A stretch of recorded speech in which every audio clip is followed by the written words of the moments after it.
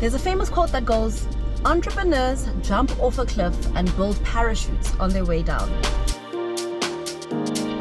Our guest today knows this all too well. She is one of the executive producers of the 4-part documentary 16V Doctor Khumalo, Untold.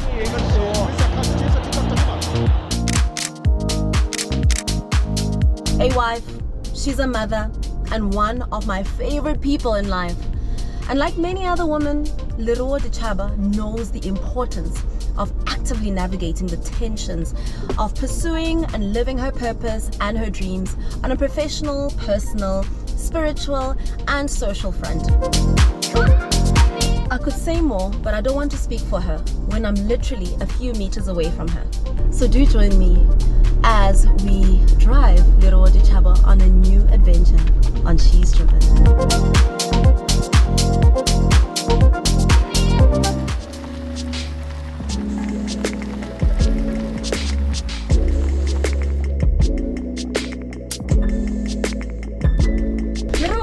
She's Driven. Thank you. It's so amazing to finally have you on and to have you tell us your story.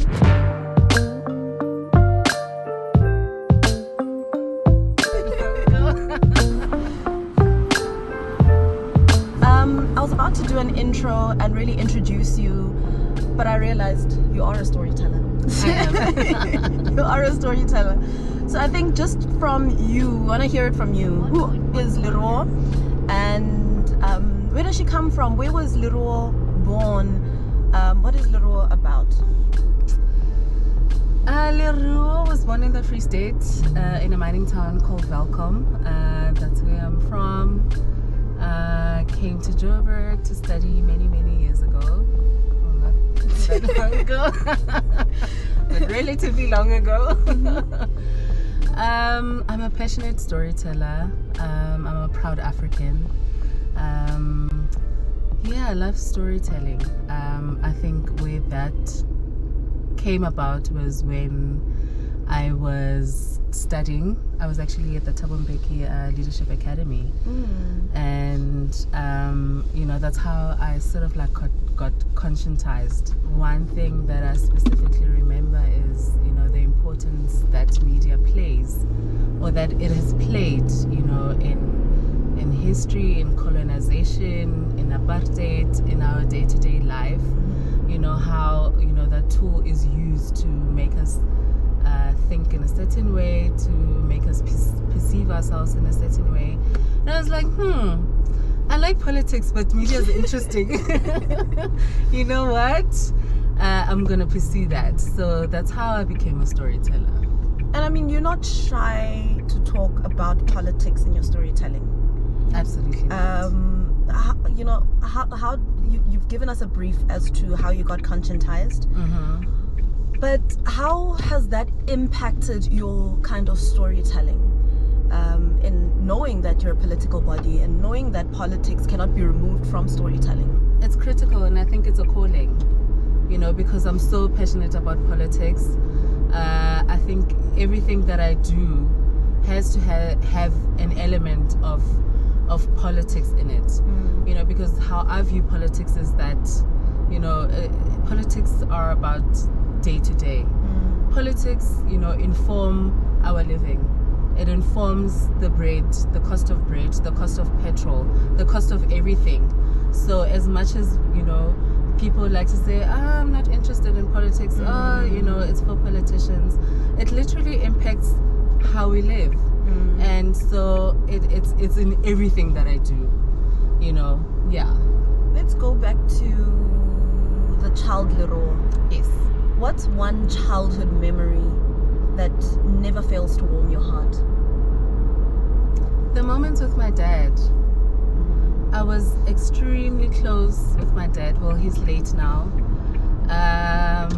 I was extremely close with him. I spent a lot of time with him. I'm a last born, and he was hoping to have a boy. I came out as a girl, but he still treated me like a boy child.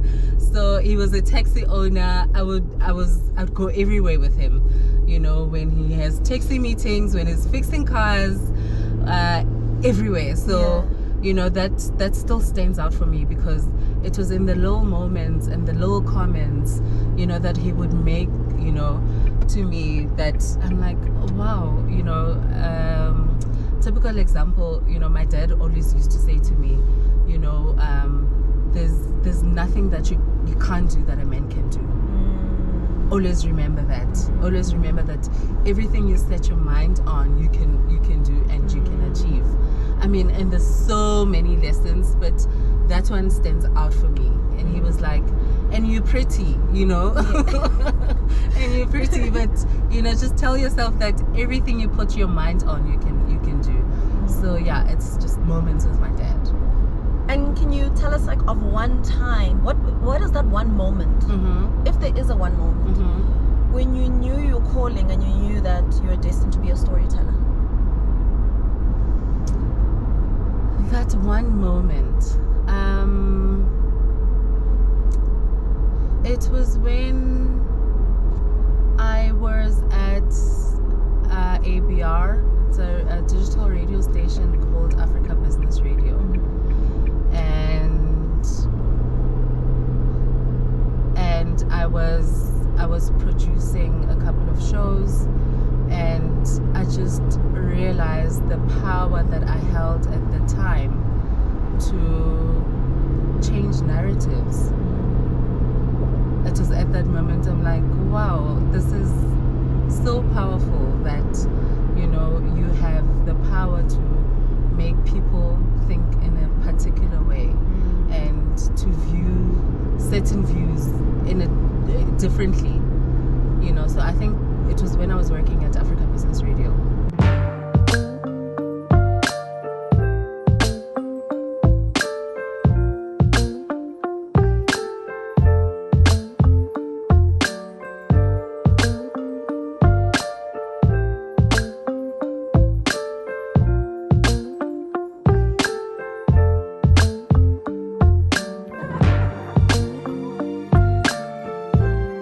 We arrived here for your skydive today. You've watched the guys land, so you're getting an idea of how it goes. Our trusted aeroplane here will be all yours for this occasion. Okay, when you actually get into the door, you're going to be clipped on in 4 places. 2 on the bottom, 2 on the top. The top clips here, they take 5,000 pounds. So technically, we can actually clip you on with 1 and just go, but we don't do that. We've got 4 for your safety.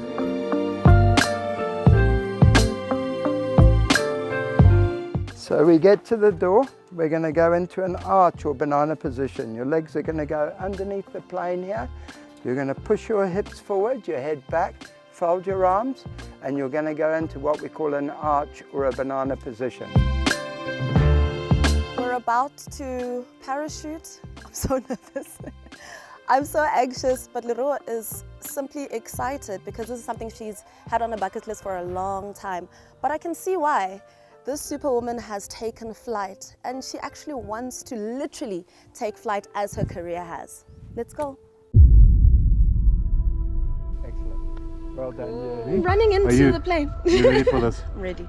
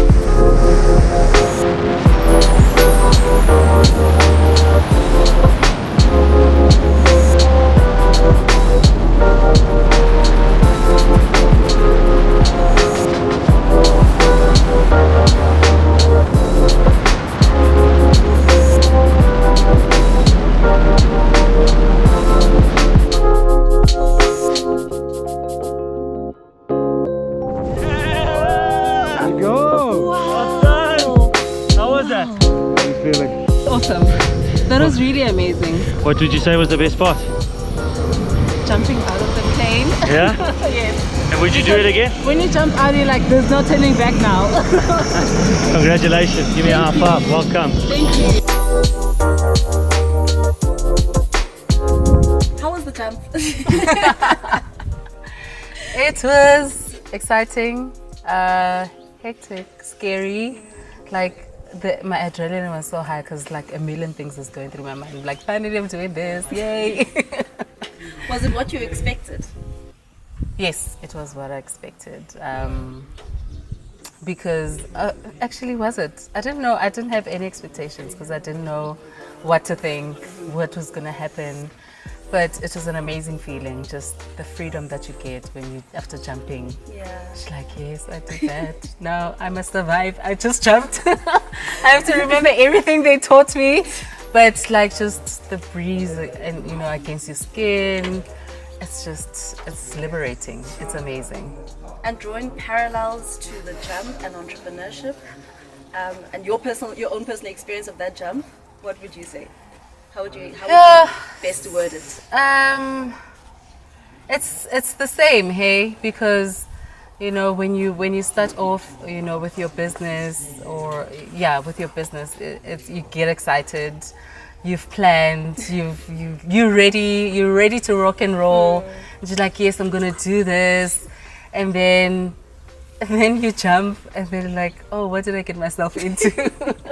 I'm literally 12,000 meters up in the sky. Yep. I have to the next thing you're running out of breath. The next thing like, what am I supposed to do again? Is there anything I need to be doing right now? Yes, am I doing it right? Should I enjoy the moment? Should I enjoy the moment? And then you enjoy it, but it's short-lived because you're like, yo, I must still survive. I need to land, and my landing needs to be perfect and great. So entrepreneurship is exactly like that. You start off with the energy, and then challenges just come left, right, and center. It's yeah. And you had quite the challenging life. I had, a hectic one. Literally, I fell on my face. I got bruised, had grass on my hair. It's exactly my last project. So let's talk about your last project. Yes. So storytelling is your thing. It's in your DNA. It is in your DNA. But is there a particular type of storytelling that you prefer? I mean, you just did a documentary by with Doctor Khumalo as the subject in that particular documentary. 16V.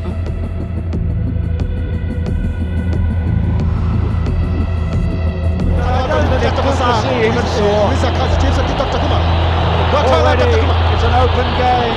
Doctor Khumalo. Is there a preferred method of storytelling that you prefer? Is documentary the preferred method? I would say yes and no. Yes, because that's what I'm doing. That's what I'm currently enjoying. And I get to choose the type of stories that I want to tell. But I also want to get into movies. I'm also very particular about the type of stories that I want to tell, that I'm gonna tell. So I'd say movies and documentaries. Yeah. And you obviously pushed against a lot of headwinds that you dealt with in the air. Yes. Headwinds to get to where you are right now. What are some issues that as women and female producers you face in the industry, and some politics that are just unavoidable, that you hope by being in the industry you'll have an impact in perhaps changing or shifting narratives around some of the politics? The first one is that there aren't enough of us. There's very little female producers in the country. And when you're going through challenges and you're trying to find them, like, yo, what do I do? I struggled to find them, and it's still predominantly male who have, and it's also cliquey. It's very cliquey. If you're not part of a certain crew, then they don't recognize you, you don't get jobs, you don't get the best editor, you don't get this and that. So I wish there were more women in the industry. Producing, even just behind the camera, behind, post-production. You find them in catering and in wardrobe and there's a few directors here and there, but there needs to be more of us. But also I understand why there aren't a lot of executive producers, to be specific, because you need the money. When you are executive producing, you need fundraising, you need to have money in your pocket for you to produce. Absolutely. So we need support in terms of that. Government, number one, needs to be deliberate in terms of supporting female Black producers in the country and giving them the resources that they need. Yeah. If you could assemble your dream production team, who would they consist of? And why? I'm gonna get into trouble. I would say my friends. They know themselves. I don't want to get into trouble. But yeah, it would definitely be my friends. I love Thabang Moleya. He's an amazing director. He's an amazing storyteller. He's hardworking. He's a pusher. He's amazing, creative, amazing brain. So I would one day want to work with him. Yeah. And people don't talk enough about mental health, emotional health, financial health. Yes. When it comes to storytelling and in being in the industry. What are some things from perhaps the last project that you did which are often overlooked that you start to identify along the way around mental health, financial health,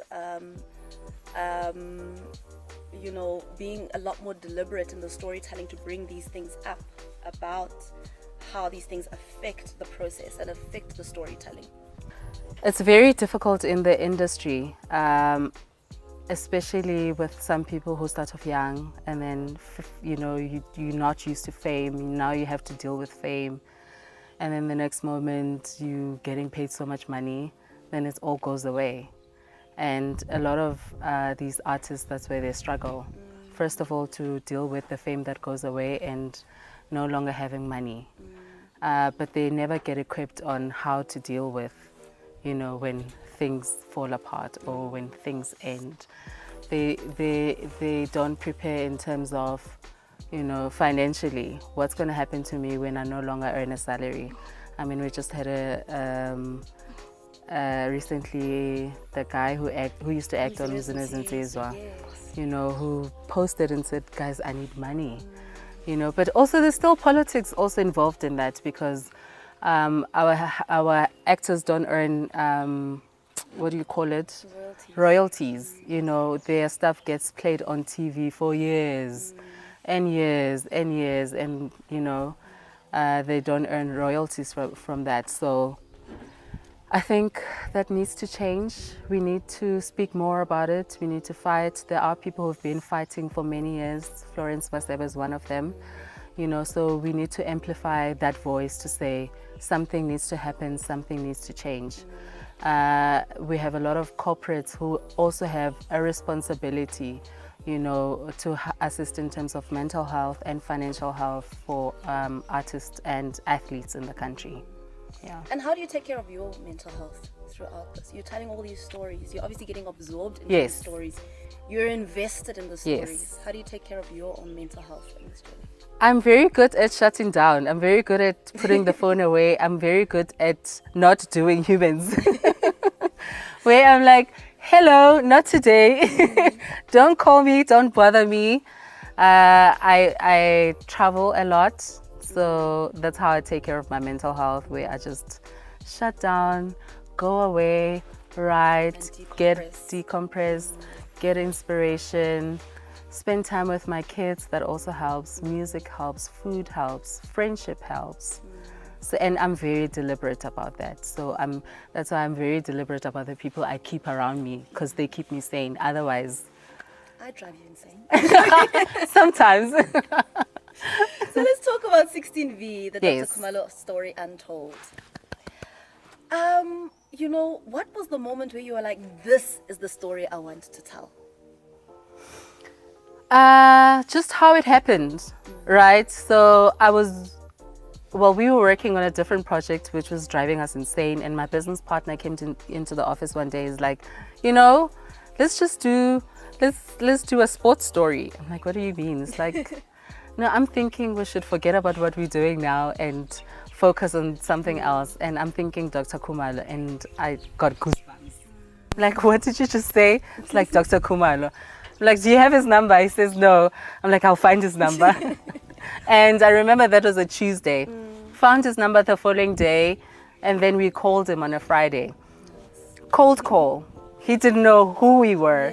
Cold call him, and he listened to us, and he said on the phone, you know, I get a lot of these calls of people wanting to tell my story, but I'll come see you on Tuesday at 11 a.m. Where's your office? Gave him the office. And then we met the following week, and then we had a 40-minute conversation about soccer.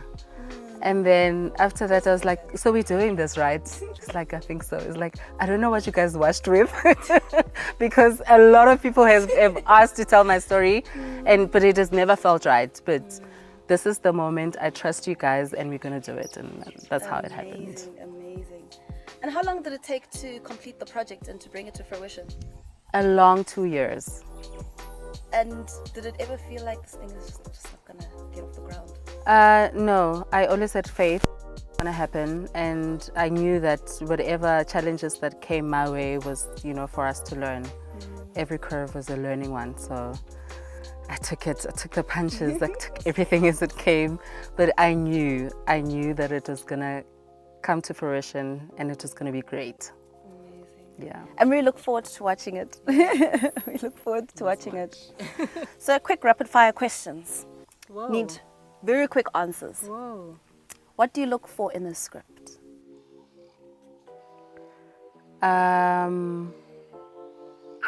History. Favorite way to unwind? Alcohol. I was gonna say something else, but Favorite movie? I Am Sam. What brings you joy? My kids. Early bird or late owl? Both. It depends. It depends. Today, early bird. Yes, today early bird. Most productive time of day?